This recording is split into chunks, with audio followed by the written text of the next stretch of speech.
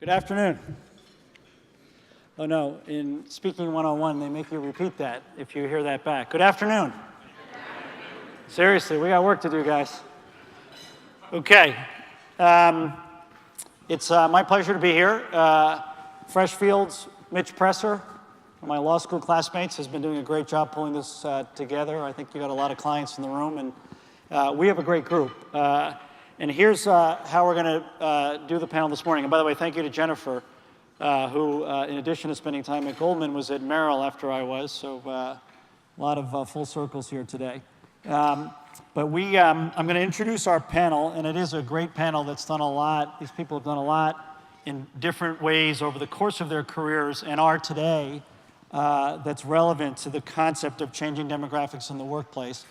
After I introduce them, I'm going to run through a few quick slides that will provide a backdrop to technology and the speed of change in today's world and why demographics and workplace and talent are changing at such a quick pace and why it's such a major challenge for management and companies, as the previous panel apparently talked about, to deal with.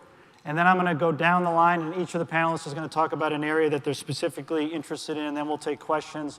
I have an iPad that I guess you all can send questions in on, and we'll do that for the remainder of the hour. I also have a couple of interesting questions for the audience. You all have some buttons, and we'll see the profile of the audience and see your answers on a couple of topics. So running down the line here, on my immediate left is Carol Fishman Cohen. She's the co-founder and the chief executive officer of iRelaunch. And in essence, what that is, and Carol was telling me this is about a 10-year-old endeavor for all intents and purposes, mid-career getting back in the workplace. Obviously, a lot of women doing that, but not exclusively women. Carol's an expert on this. It's a great topic and an important topic in the workplace today, so she's going to talk about that. And then next to Carol is Jared Grusd, who's the chief executive officer of Huffington Post and the global head of news and information at Oath. Jared's going to look at the quality of life in business today. They've done some work with specific companies looking at employees within businesses, how they react to it, how they feel about it. So that's another relevant topic, particularly in a world of sub 4% unemployment. Next in line is Marcus Moufarrige, who's the chief operating officer of Servcorp. Marcus brings a really interesting perspective for us here. He's going to address physical space and infrastructure, flexible workspace, how it's changing. Obviously, significant change in this way in the world. I'm actually looking at new space for my firm, and just the way people sit, you know, the desktops, everything about office space today is dramatically different than when I started my career many years ago. And then on Marcus's left is Scott Pataski, who's the vice president in HR at Amazon. And Scott's got a couple of great topics for us, including something that they've recently launched at Amazon called Connections, which is a daily question that goes to all employees around the world on a variety of topics. They're trying to take that information, again, technology enables this, and use it to manage those employees on a day-to-day basis. And I'm going to let Scott talk about that more broadly. And then last but not least, because I've known her the longest, is Joan Solotar, who goes my time with her goes all the way back to when she was a sell-side analyst. Many years ago, she's been at Blackstone for over a decade. Joan has something very interesting. We're going to start with this after I go through the slides. She wrote a letter to her daughter, 2013, about life in a career in finance as a woman and what she could expect in front of her. Her daughter recently wrote her a response. She's going to talk about both the letter and the response and look specifically at women in finance, women in the workforce, women in finance, big topics and a big part of the whole demographic topic for us. So I'm going to get to all of them in a second. Let me run through a couple of slides on technology that will set the groundwork. This is one of my big themes, and it's an obvious one, so it's no corner on this market. Accelerating change in the 21st century driven by technology.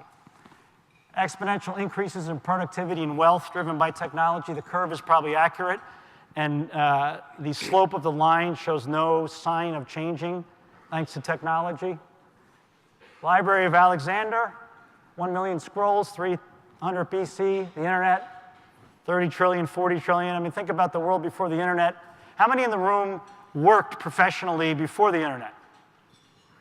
Okay. How many didn't? The second group, it's an amazing thing to think about, a world without the internet, isn't it? Or email. We had physical everything. When I started at Booz Allen and Hamilton in 1988, we had report production. You wrote things, you went, they typed it, they put it together, they bound it. Technology comes with implications. I'll get to this. Percentage of U.S. population in 2000 working on a farm, 38%, less than 2% today. Creative destruction, here it comes. Moore's law in action. Same amount of computing power in all three of these things, 1945, 1985, and then the iPhone. This is my favorite slide, and this is the backdrop to our dialogue here today. The time required for half of the country to adopt the new technology. 46 years from the time that the light bulb was commercialized to the fact that you had lights in half of the houses in the country. 35 years on the telephone, 31 years on the radio, TV, desktop computer, all the way down to the iPhone comes out in 2007, and half the country has one in 2011. And I don't know what the percentage is now, but it's everybody over the age of, what, 3? My kids are millennials, 21, 19, and 18. I don't have this headache. But people who are raising children today, it's an ongoing battle when they get the iPad, right? And it's a function of how busy the parents are. Creative destruction in the corporate world. In 1997, almost 9,000 companies listed in the US, 5,000 in 2013. A lot of this is technology. Years to a $100 billion market cap. It took Coke over 100 years to get there, Lilly 121, Boeing 97. It took Google 7, Apple from the second launch 10, Facebook 9. Creative destruction. How many in the room had a BlackBerry in 2005? Okay. How many have a BlackBerry today? Seriously? Somebody has a BlackBerry? Yeah, it's under glass. All right. Brand loyalty. Research in motion, $80 billion. Poof. It's gone, mostly. I remember we took the company public, and I was with one of the founders in 2005, and he was a rock star at Davos. $80 million later. Sony, $110 billion. How many are old enough to remember the Walkman in Central Park? Yeah, that was me too. Okay? That was the iPhone, right? And they lost it. But they had the notion. First time you took music off the record player and you made it portable. And then Kodak, upstate New York, very sad. Gone, $30 billion. Average lifespan on the S&P 500. 1960, 56 years. Greatest job in the world, become CEO. You get to do it for 10 or 15 years, nobody threatened you. 2014, 18 years and going down. Technology. The digital natives, this is a slide I love. The movement from online to offline. I mean, it's incredible the speed with which it goes to a mobile device. Remember, 5, 10 years ago, you were sitting at a computer more of the time. Look at the bars. You don't see those bars. The rise of the internet. Mobile phones. My second favorite slide on the deck. St. Peter's Square. Left-hand side, before the iPhone. What are they doing? They're looking at the Pope, presumably, because there's nothing else to do. Right-hand side. It's a camera everywhere. In 2020, 99.9% of the pictures taken in the history of the world will be in the prior 5 years, because everything's a camera. You look at Instagram. My kids all use Instagram. We can see whether the panelist children do. And they're in college, and I like to say they're otherwise very logical and bright. But on Instagram, they sit there and they take a picture of the food, they post it, and then 300 friends who have nothing better to do say they like the food that we're eating at a restaurant. But I mean, that's the world that we live in. So with that, I'm going to turn to our panelists, and we'll engage. So I'm going to start with Joan on the letter, which really has been was a seminal event in our industry. So you talk about that and your response of your daughter. Sure. So thank you. Thanks for having me. So my daughter, who's now almost 24, was a freshman in college, math major, and applying for a summer leadership program, and called me tearfully because she thought she wasn't qualified and she had been invited back for a final round. And it was right around the same time that I was asked to launch a women's network at Blackstone. And so it really made me think about, through her eyes actually, all of the challenges that women generally face. And even though women are not a minority in the population at large, they are a pretty small minority still in finance. And at Blackstone, at that time, they were about 15% of the incoming class. So the letter really takes more of an optimistic view of what works rather than all of the derailers. Women don't do this, they don't do that, they don't ask for this. I really tried to fast forward her progress by bestowing all of my wisdom on her around areas like confidence and just letting her know that everyone feels the same way. And you know, she was a math major. I tried to explain that nothing she was going to be asked on this interview would be nearly as complex. There's nothing I've done my entire career that approaches whatever she's learning in class.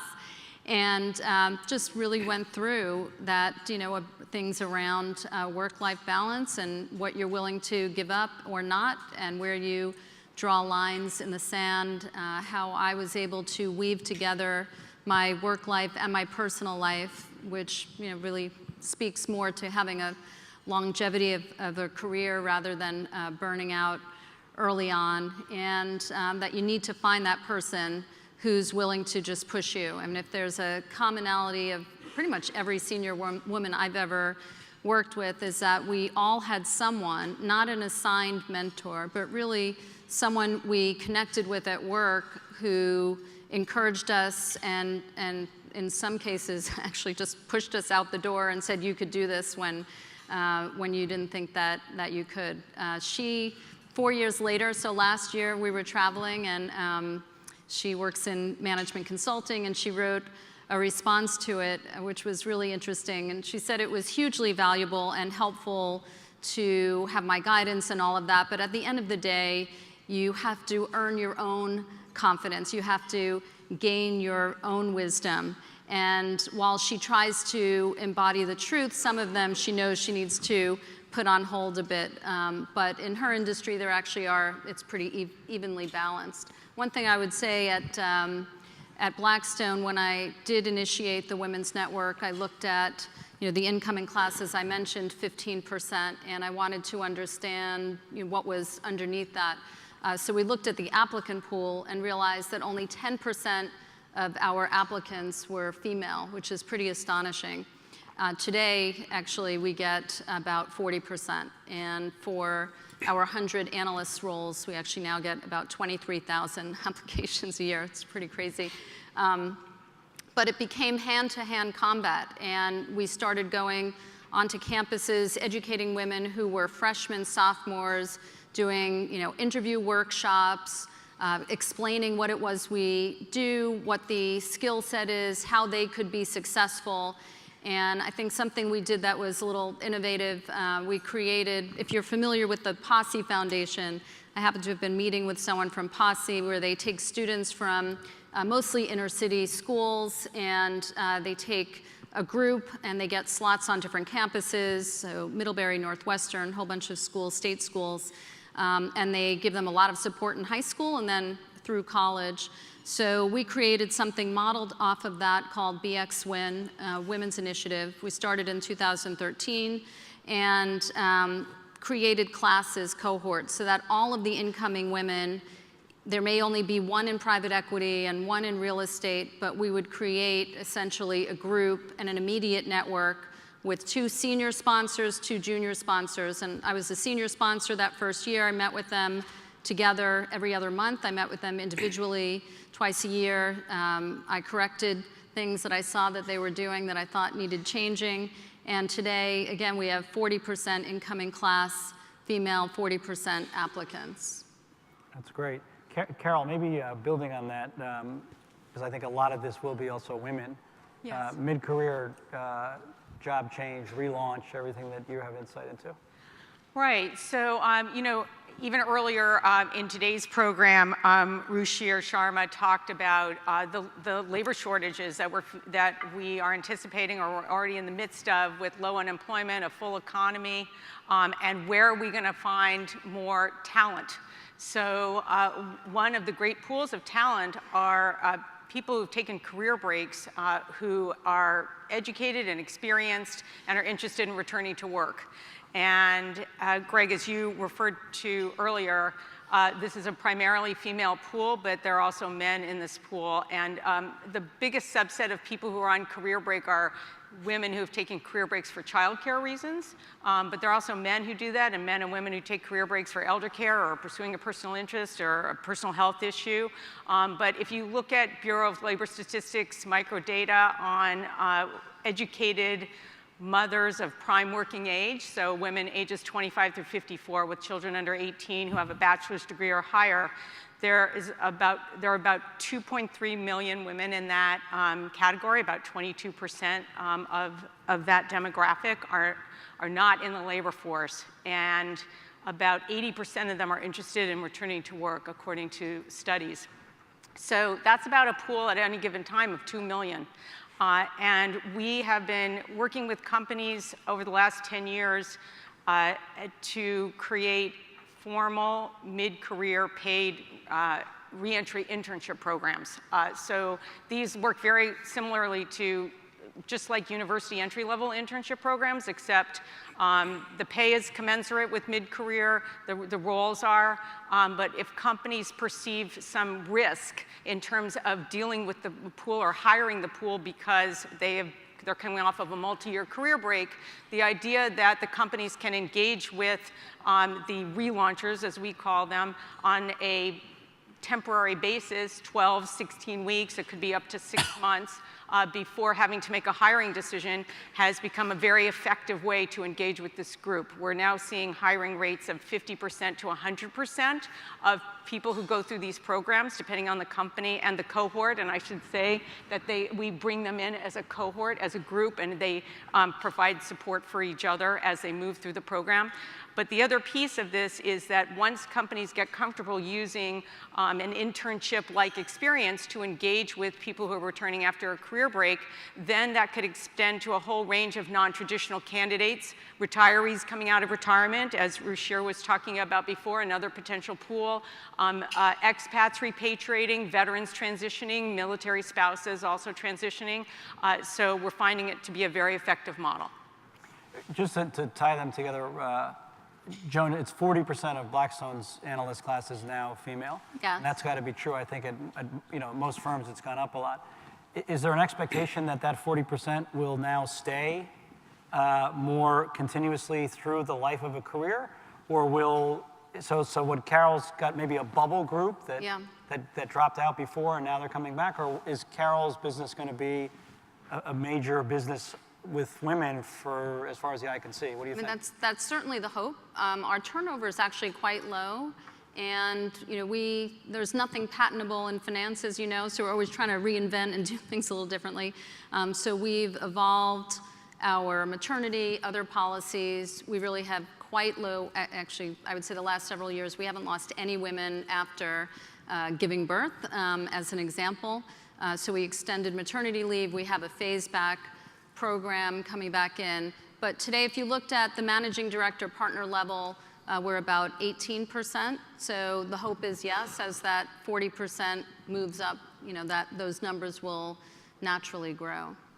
Can I make a comment on that? So in 2016, Manpower Group released a study that they did on millennials, and 84% of them were anticipating a career break of some sort. And how they define that really ranged. It could be 4 weeks, it could be 4 years. But when you looked at the reasons for people for taking career breaks, what they were anticipating they might be, they all pointed to longer multi-year career breaks.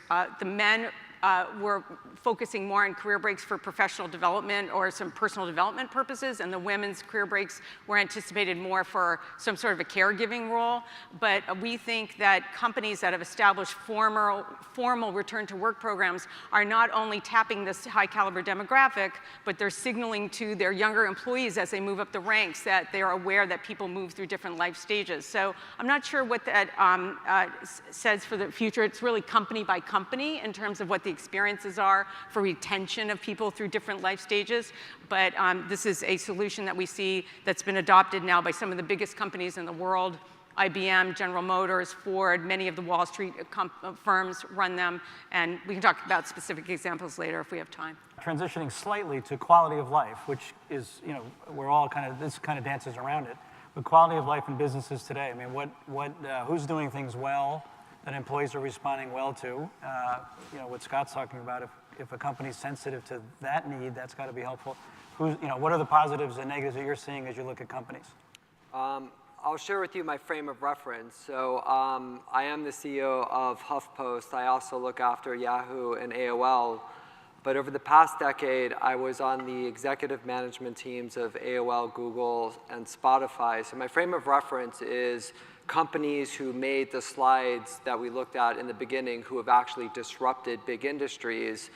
And as I reflect on that cohort of companies, I think there's really 4 principles that those companies do well as it relates to employees. The first is having a clarity of mission and purpose. The people who go to work for all these companies buy in and drink the Kool-Aid of the consumer problem that these companies are trying to solve, and they find a real sort of visceral personal identity relationship to that problem. The second is culture.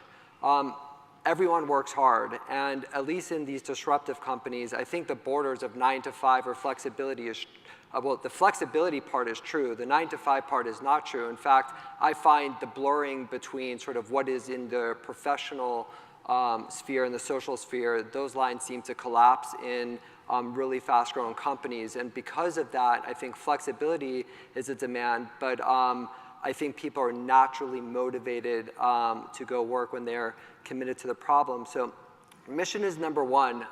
Having a culture where people want to invest their time in the hours is number 2. The third is runway. I think each of these companies, particularly the disruptive companies, are able to attract and retain the best talent when they're able to provide a sufficient ramp for those people to grow, learn new skill sets, and people value the growth. In part, frankly, and I know this is sponsored by Columbia and I teach at Columbia, a lot of the skill sets that are being taught in every university in this country and around the world isn't exactly relevant to working in any of these companies. So on-the-job training. And fourth, and finally, but very distantly in fourth, is am I sufficiently compensated? Are my benefits good? In many respects, I think of it sort of, if you borrow from political philosophy, a kind of shift in mentality from like a Lockean, I want to maximize myself philosophy to like a Rousseauian philosophy where, hey, I'm part of a group and a team. I'm like really excited to be part of that group. And let's make that group awesome, and therefore I will be awesome. I think that's been a consistent theme amongst the companies that I've had the Forrest Gump privilege of being a part of. Jared, what about, and this would be true for all the panelists, what about this generation, millennials? Yeah. And I guess now my son, who's born in 2000, reminds me he's not a millennial, he's Generation Z, I guess. But what about these new generations that grew up with the technology? They seem to have different needs, even demands. That was part of the panel earlier. Are you seeing that? Is it clear that they're very different and they're going to act very differently? Well, I think one thing that's been touched on throughout the course of the day, I'm not sure technology per se is a driver. I do think that what I've observed in the companies that I've been part of, the average tenure in the company is 4 or less years. And so I think employees are finding that they can grow their careers at a certain point by leaving a firm. And that seems to be a consistent theme. In fact, if I look at my own career, I've never been in an environment for more than 4 years, and I am now running a very big internet company. And I remember one anecdote where I was interviewing for a job once with the CEO of one of the 10 biggest companies in the world, and the CEO said to me, "Oh, Jared, your resume is so impressive. You seem like such a great guy, but I have one giant reservation." And I'm like, "Well, what's that?" He's like, "I don't think you're a loyal person." I'm like, "Wow, that's an indictment. Why are you saying that?" It's like, because you've been only at each company for 4 years or less. And I said, if I had stayed at any of those companies, you never would have taken the meeting with me because you would never thought I was impressive enough to get in your door. And I thought it was like a really interesting conversation I had, because on some level, companies really, really value true loyalty that you're going to be there forever, sort of like Fred Flintstone. But on the other hand, I think there's a lot of skill sets that can be acquired as employees move from place to place. And so what I'm seeing in the best companies right now is the companies realize that the average tenure is about 4 years. So they develop structures, processes, and cultures that anticipate that. And so I'm going to provide you the best possible experience to go from a junior level person to a mid-management person, and this is going to be as rewarding as possible. I hope you then go to another company and excel there, because part of what happens is certainly in these disruptive parts of the economy, firms are co-opetitious, they're not in direct competition. So for example, we at HuffPost in part compete with Facebook for attention, but also rely on them for distribution. We're happy when some of our folks graduate up to other companies, because it actually makes the ecosystem a little more robust. And so we anticipate that as part of what we do. That's definitely a major change over the decades, though. Let's get Marcus in. So Marcus, how one works has changed dramatically as well, and space and infrastructure, and this also gets to potentially women and the ability to keep women on a linear path, even if they become the primary caregiver, because maybe they can work somewhere else, or so talk a little bit about space. Yeah, I think the segue here is really flexibility, and it's about people, industries that are not flexible, industries that aren't able to deal with this change are going to be disrupted in some way. I'm very pragmatic. I'm pragmatic because my dad is like a sociopath control freak and my brother is a lawyer and they love to fight, right? So I'm always the guy in the middle. But at the end of the day, it's about the ability to, I guess, enable change or adapt to change reasonably quickly. And commercial real estate is the business that I work in. We run flexible workspace in 24 countries and technology services as well, and we've done that for 40 years. But that's a pretty interesting industry to be in right now, because there's really dramatic change happening in that space. And my view is that the broader adoption of flexible workspace is not a disruptor to us necessarily. It's more of a disruptor to commercial office space. And Amol, who was on a little earlier, basically said that there's 5 billion square feet of office space in just a few of the Western capitals.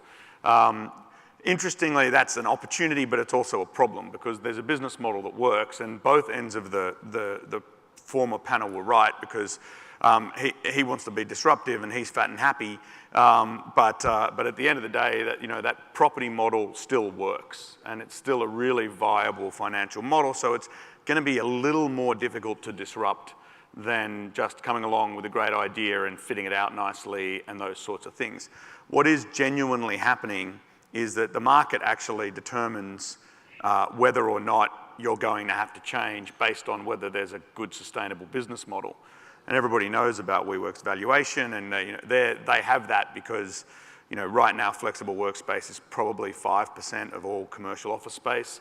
It probably should be about 20% of all commercial office space, but the banks won't give you a bond on your building if you don't have enough 10-year leases in the building. So all the infrastructure around how companies have to work and the inflexibility is pretty entrenched in the business, until the next generation come along and absolutely demand, and fight when you try and rebuff them, absolutely demand that there's change and that flexibility becomes institutionalized, led by large organizations that thrive on flexibility.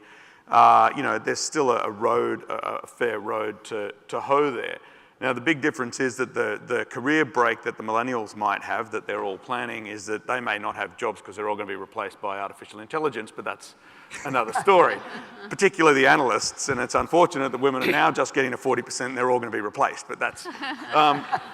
But at the end of the day, Marcus I think is definitely the pessimist. Marcus. Well, so what? Oh, good. So at the end of the day, look, flexibility is coming. It is happening. I think there's massive resistance from inflexible infrastructure that won't be easy to change.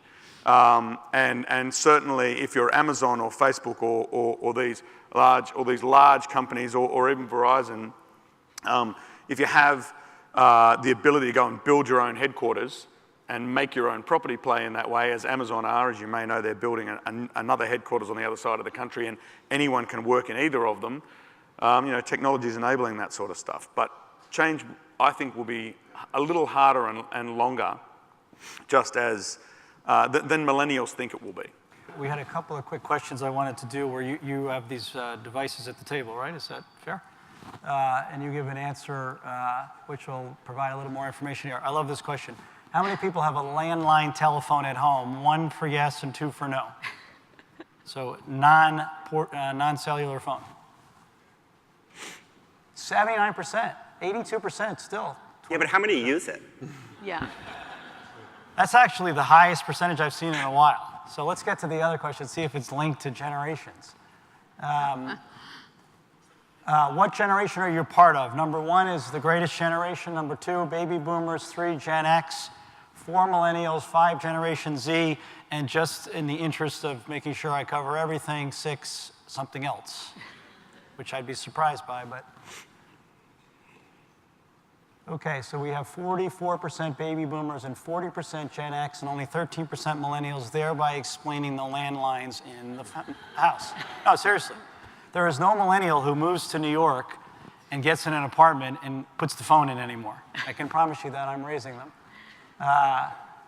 Next one.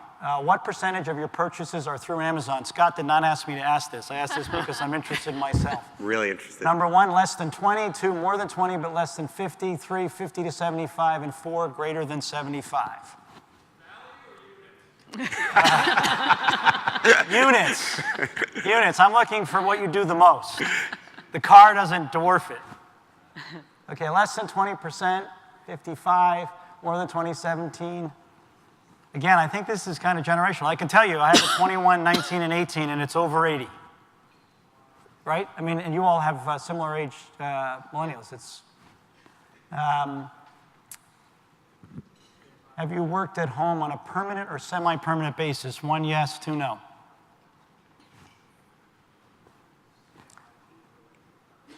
Wow, that's higher than I would think. 51% yes. 52% yes. And then last question, just to make sure we keep it controversial. Did you vote for President Trump? Now, it's New York. You have to tell the truth. 1 yes, 2 no. You don't have to say what you did. You just have to. Okay. Mitchell, we're definitely in New York. 87% no. Okay, so with that, I'm going to scroll through questions and give them to our panelists.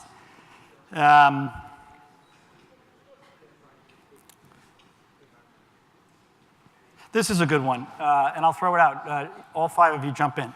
How does the millennial workforce, this is from Mark Roberts, how does the millennial workforce view the topic of diversity/inclusion differently than previous generations?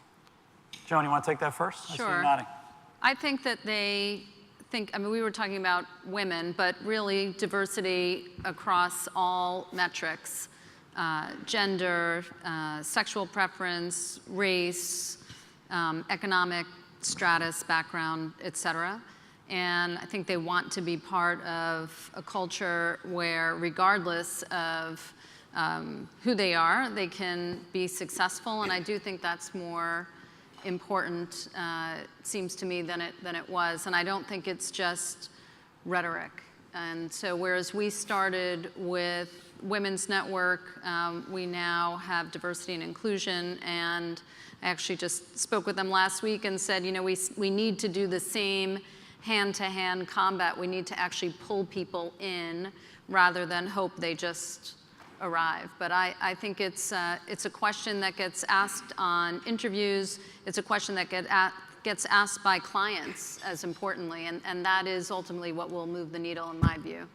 I think everyone wants to categorize, and we look at how you can sort of say this is a phenomenon that's happening with this generation. I mean, my view is that humans are getting better. I'm very positive. So I think humans are just getting better. Despite the fact that artificial intelligence is taking all the jobs. Well, yeah, correct. Well, but we'll find a solution to that. But But at the end of the day, I think humans are actually getting better as each generation goes, have more humility, have more, value of life, have, as people get more sophisticated and better educated, I think that it's very natural that, as generations pass through, then the level of tolerance becomes a much greater thing. I don't think it's unique to millennials that they have particularly large amount of empathy. I think it's a natural human state that we're getting better. But that's just because I'm a positive person.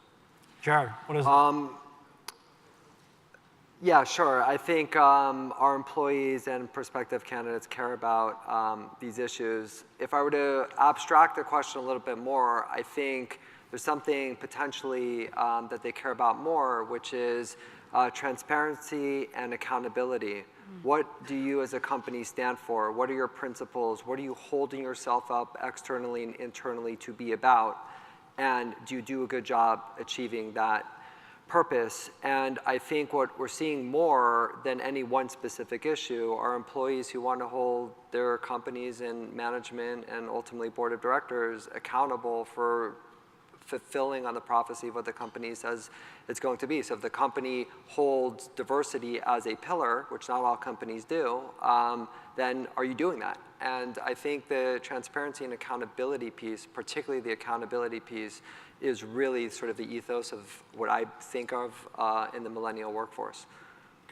Can I say something to that? We've been having a discussion in our business about whether we're better to have better marketing or a better quality product, right? And I think it's an interesting conversation because looking from an outsider, obviously I'm not American, but it seems that marketing has a lot more power maybe than it should, and so authenticity is difficult to find. Even people who claim to be authentic, it's more of a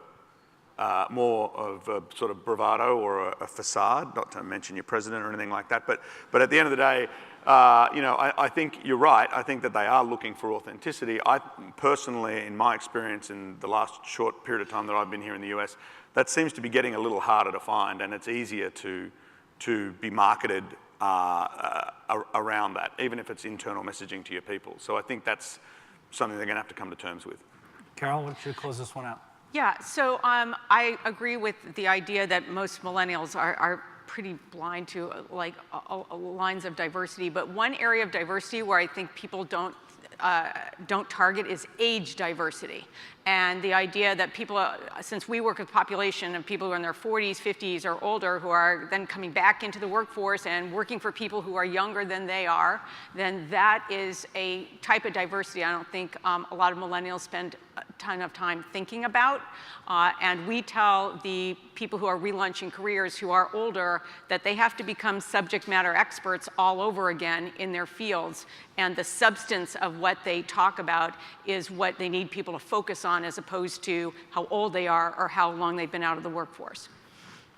Just as a follow-on to that, another question from Alan Guy. How do we balance the need to keep older workers in the workforce, as discussed this morning apparently, while still leaving room at the top for new talent?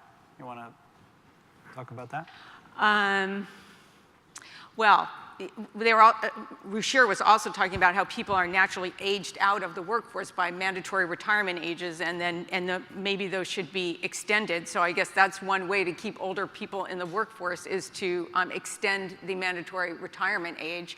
But I'd love to hear from some of the other people on the panel in terms of how they view who is too old. And if you're too old, is it more what you know, and do you have a fearless approach to learning new technology? And that's what we see employers value the most, is they're not as focused on whether the person in let's say taking tech knows the latest and greatest technology, but they need to have a fearless attitude about learning what they don't know.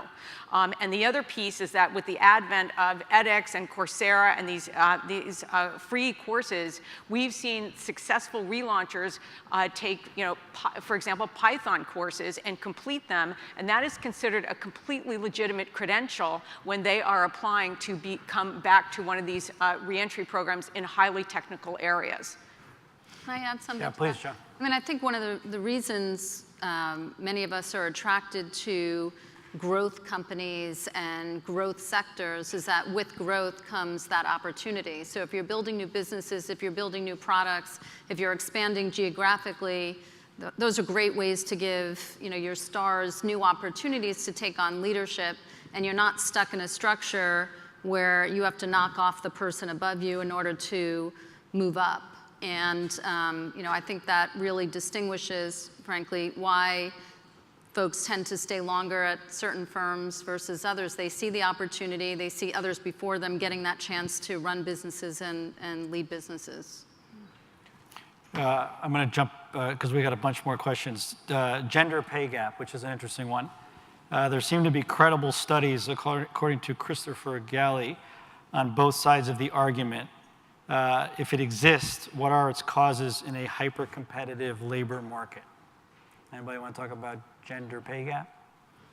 I mean, one comment I'll make is that we're increasingly seeing states pass this legislation, it is state by state, that you're not allowed to ask the person what they made before when you're interviewing when you're having salary negotiations with them, with the rationale there being that it perpetuates whatever gender gap existed in the first place. Marcus, this might be for you. Have you identified any industries that are resistant to workplace disruption? If so, is it due to lack of training or anybody? I'll start with you, though. Well, I mean, commercial real estate has been really resistant. The guys who own the assets that have to return a specific amount of return, which has worked for 100 years. It's the same way in terms of how they build their assets, how they finance their assets. They have, it's high time that they were disrupted, and they haven't been, and they've been very, very difficult to move, but they are starting to move now. There's genuine change which has been brought about by, a huge change in how people are working, and in and obviously the millennials and pushing the way that they work and want flexibility, but also it's been changed by the volatility of markets, so people don't want to sign 10-year leases, and because they've got no idea where they're going to be in 2 years or 3 years or 5 years, let alone 10 years. And I also think that at the end of the day, we are going to have a really serious look, and I'm going to hark a little bit back to a question we had before, but we are going to have a serious look at what productivity is and what age we should retire, because if you look at how AI and machine learning, robotics, and all of those things are going to affect the workforce, there's a study out, which is probably at the doomy, gloomy end of it, which says that right now 7% of the workforce are unemployable, of which 3 of them are currently employed with only 4% unemployment. But it's ultimately going to be closer to 50 or 60% of people are going to be unemployable, because all those jobs are going to be done by machines, whether it's cars or self-driving cars or any of those things. So there's going to have to be a really big shift in how we look at productivity, and I think that a lot of businesses are going to, in terms of how they function, are going to be fundamentally disrupted by that as well. Jared, this comes from Henry Newzoom. Do businesses cherish diversity of thought, or do they interpret diversity only through a demographic lens? Oh, no, I'm sure they interpret it through both ways. So I'm sure it's both. I don't think I have anything more profound to say about that. But one thought about the previous question, which I was thinking about, when you talk about things that prevent disruption, forget physical spaces, for example. One thing that I've been very focused on in terms of my own thought are in terms of organizational infrastructures, and how do teams get assembled, how do they operate, and how do decisions get made in organizations. And when disruptive companies are at their best, they figure out a way to stay agile in the moment and to be adaptive to shift in consumer demand in a very extraordinarily fast pace. And I think when companies are at their worst, at least in my sector, it's because very often the organizational structures have been really built around solving yesterday's problem, and then there's a lot of self-reinforcing incentives from the top all the way down to the bottom that reinforces the inability to adapt to where consumer demand's going. And so I actually think, ironically, being in like the most disruptive sectors of the economy, which I have been, things are actually quite simple. Like, can you actually structure teams and make decisions faster, more than these more profound technology and real estate questions. Okay, Scott, so you wanna here- jump in? Yeah. This question's from Sarah. She didn't give her last name, which will be explained when I get to the second half. First question, though, Carol, for you. Do you include formerly incarcerated individuals in your work reentry programs?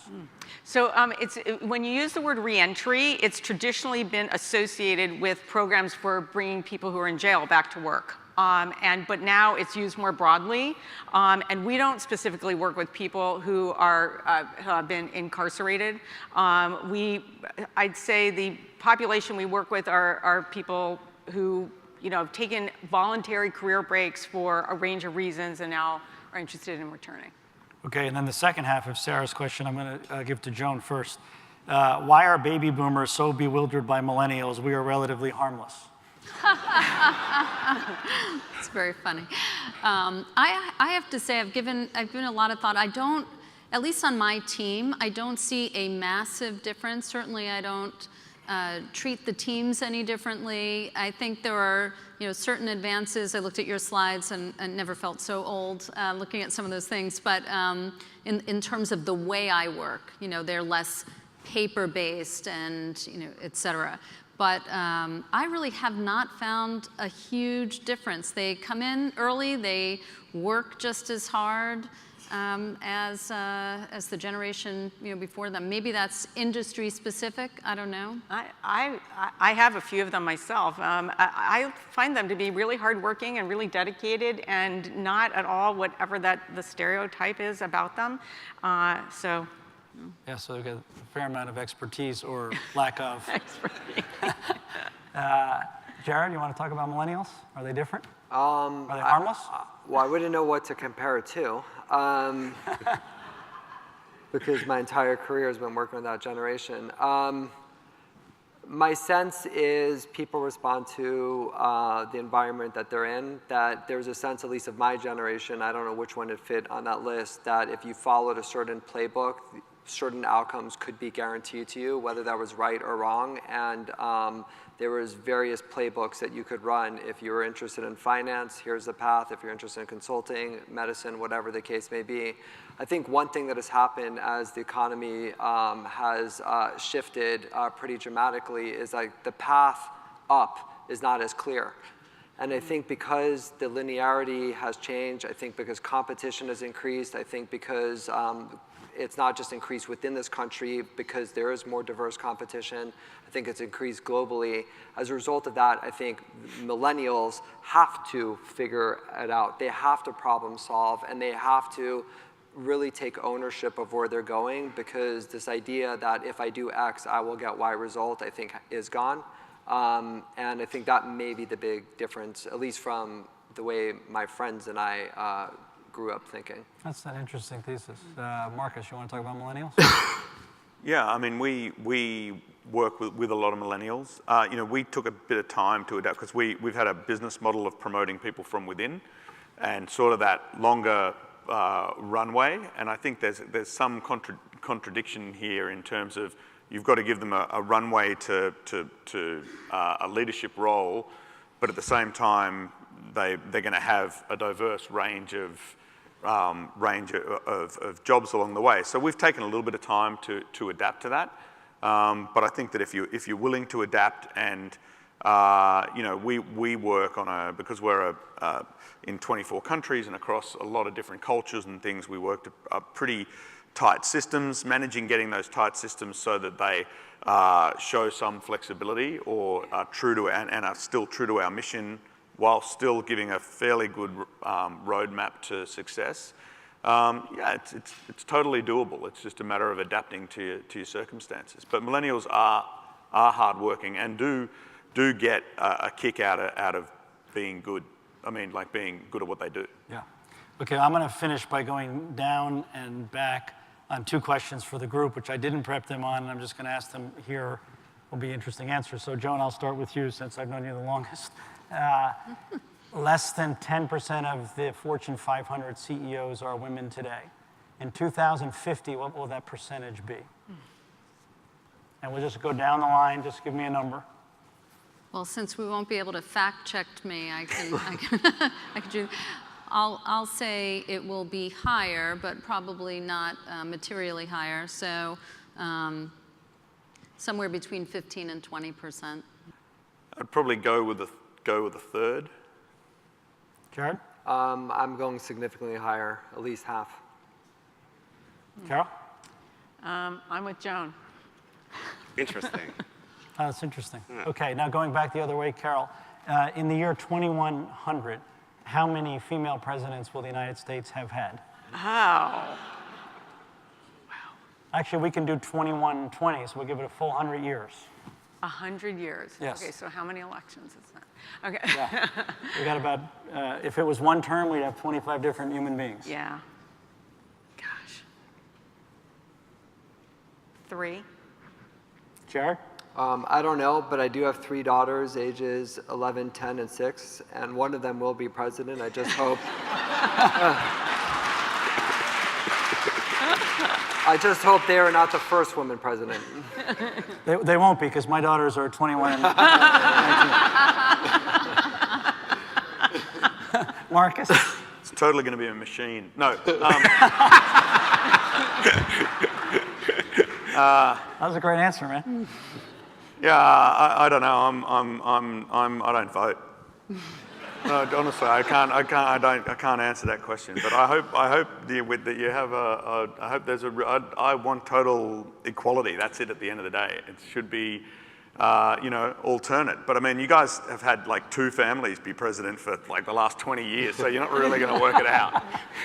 There would be at least a few, but